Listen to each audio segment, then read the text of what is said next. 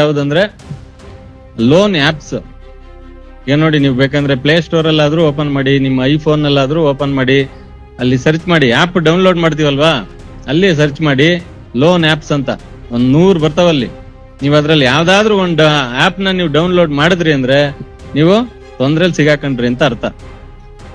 Loan ಬೇಕಾ, ಬ್ಯಾಂಕ್ಗೆ ಹೋಗಿ, ಬ್ಯಾಂಕಲ್ಲಿ ಹೋಗಿ ಲೋನ್ ತಗೊಳ್ಳಿ. ನೀವೇನಾದ್ರೂ ಪ್ಲೇ ಸ್ಟೋರ್ ಅಲ್ಲಾಗ್ಲಿ, ಆಪಲ್ ಮೊಬೈಲ್ ಅಲ್ಲಾಗ್ಲಿ, ಯಾವ್ದ್ರಲ್ಲಾದ್ರೂ ಆಗ್ಲಿ, ನೀವೇನಾದ್ರೂ ಲೋನ್ ಆಪ್ ಅಂತಕ್ಕಂತ ಆಪ್ ನ ನೀವು ಡೌನ್ಲೋಡ್ ಮಾಡಿದ್ರೆ ನಿಮ್ಗೆ ಅವ್ರು ವೆರಿಫಿಕೇಶನ್ ಮಾಡಲ್ಲ. ನಿಮ್ಗೆ ನೀವು ಡೌನ್ಲೋಡ್ ಮಾಡಿದ್ರೆ 2 ನಿಮಿಷದಲ್ಲಿ 3,000 ರೂಪಾಯಿ ಹಾಕ್ತಾರೆ ನಿಮ್ಗೆ ಲೋನ್, 3,000 ರೂಪಾಯಿ.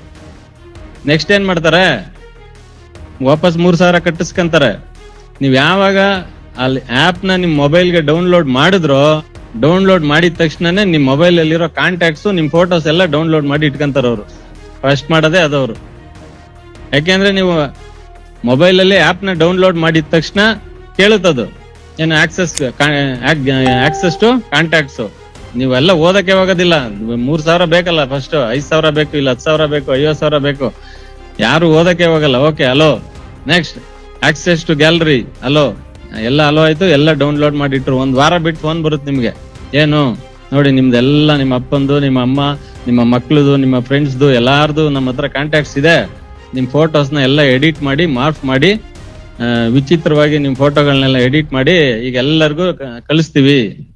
ಕಳಿಸ್ಬಾರ್ದಂದ್ರೆ ಏನ್ ಮಾಡ್ಬೇಕು, 10,000 ಹಾಕ್ಬೇಕು. ನೀವ್ 10,000 ಹಾಕಿದ್ರೆ ಸ್ಟಾಪ್ ಮಾಡ್ತಾರ? ಇಲ್ಲ, ಮತ್ತೆ 1 ಲಕ್ಷ ಕೇಳ್ತಾರೆ. ನಿಮ್ ಹತ್ರ ಎಷ್ಟು ದುಡ್ಡು ಇದೆಯೋ ಅಲ್ಲಿವರೆಗೂ ಬಿಡಲ್ಲ. ನಮ್ಮ ಸ್ಟೇಷನ್ ಅಲ್ಲಿ ಬಂದಿರೋ ಕಂಪ್ಲೇಂಟ್ಸ್ ಅಲ್ಲಿ ಅಪ್ ಟು 50 ಲಕ್ಷದಿಂದ 60 ಲಕ್ಷದವರೆಗೂ ಹಾಕಿದ್ದಾರೆ. ಎದುರ್ಕೊಂಡು ಹಾಕಿದ್ದಾರೆ.